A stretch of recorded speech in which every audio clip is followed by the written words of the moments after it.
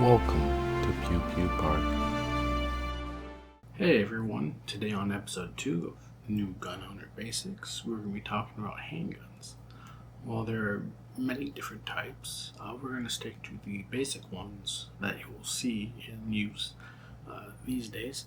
So we're going to be ignoring things like single shot, breech loading, muzzle loading, flintlock, matchlock, black powder, all that good stuff. Instead, we're going to focus on revolvers and semi-automatic pistols.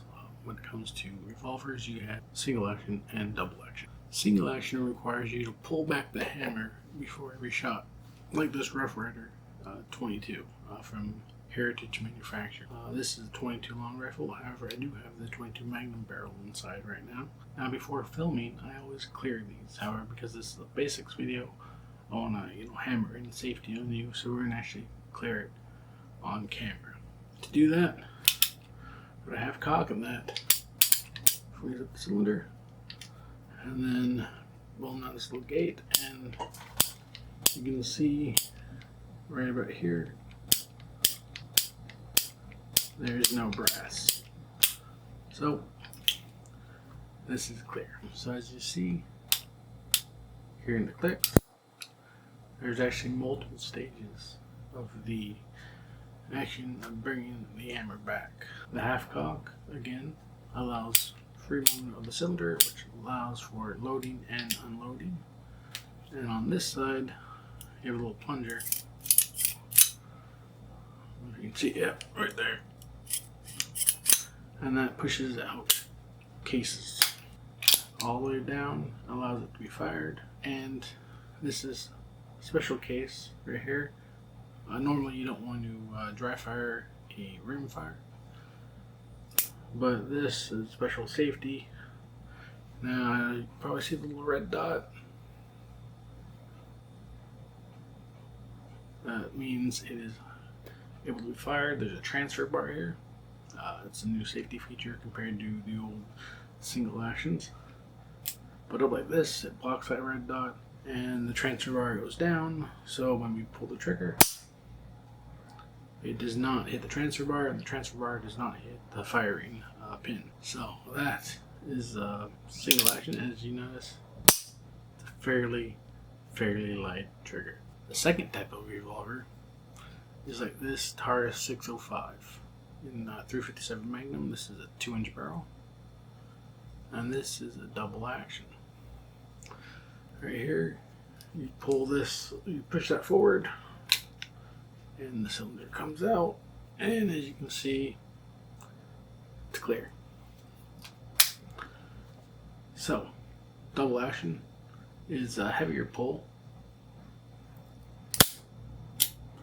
and what that does is, because it's heavier, is because it's moving the hammer back and then releasing it. So you're two actions in that single action. However, this revolver actually can go and work in single action.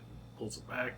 As you notice, when I did that, the trigger went farther back into a different set position, and that gives it, again, a much lighter trigger pull. Single action for this would be good for more precision shooting, because lighter trigger, less apt to move the handgun, which increases accuracy. Of course, with a 2-inch snub like that, it's not going to really matter too much.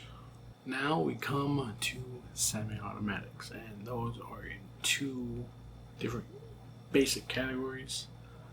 One is the hammer fired pistol. This is my Rock Island 1911 A1. Really cool Boondock Saint grips. We're going to show clear, and to do that, there's a right here. There's the button. Magazine comes out. Lock it back, and you can see there's no round in the chamber. So now that this is clear, we can show this off. They call it semi-automatic simply because when they fire, the slide goes back like that, which ejects the spent case automatically, and as it comes back forward, it will pick up a new round. semi-automatic action. 1911 has two external manual safeties. First off, is the safety that actually physically stops the trigger from being pulled, and it goes into the slide here. The second one, some people don't really think about, is back here, the hand grip safety. We put that safety off, but if we do not engage this safety as well, it still won't fire. So this needs to be engaged by your grip, and hammer goes forward.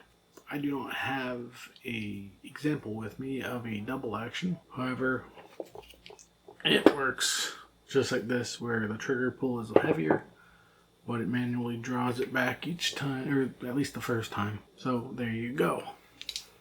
Those are the two types of hammer fired.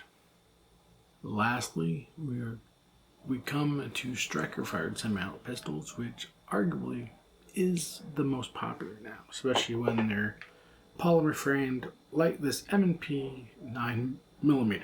As you can see, I have a Streamlight light laser combo on mine. Some fancy stuff. Of course, first we're going to do, show my lens cleared and show nothing in the chamber. As you can see, there is no hammer in the back. Again, because it's striker fired, it's all internal, and it cocks itself when the slide goes back. Works in the same principle. However, again, there's no hammer to deal with, which is good. On the back of, say, the 1911, in there's gaps and holes that dirt and debris can get into and foul up your gun, causing misfires, etc. Not really the case as much on striker fired. It works, however, because there's no hammer, you can keep forward until you need it. Or a lot of times they have external safeties, like the slide safety on the 1911. However, mine does not, but it does have an external safety, believe it or not. Some people might not count it, but if you can come up close, you can see the trigger is in two pieces. And let's see if I can get a good view of it. And you can see right here, there's this little excess piece that actually stops the trigger from going back unless you depress it in, like so, like that. And that is one of the safeties on the M&P. On the something like a Glock, it has a little dongle. Instead of a split trigger like that, it has a little dongle that you must pretty much do the same thing though. So there you go.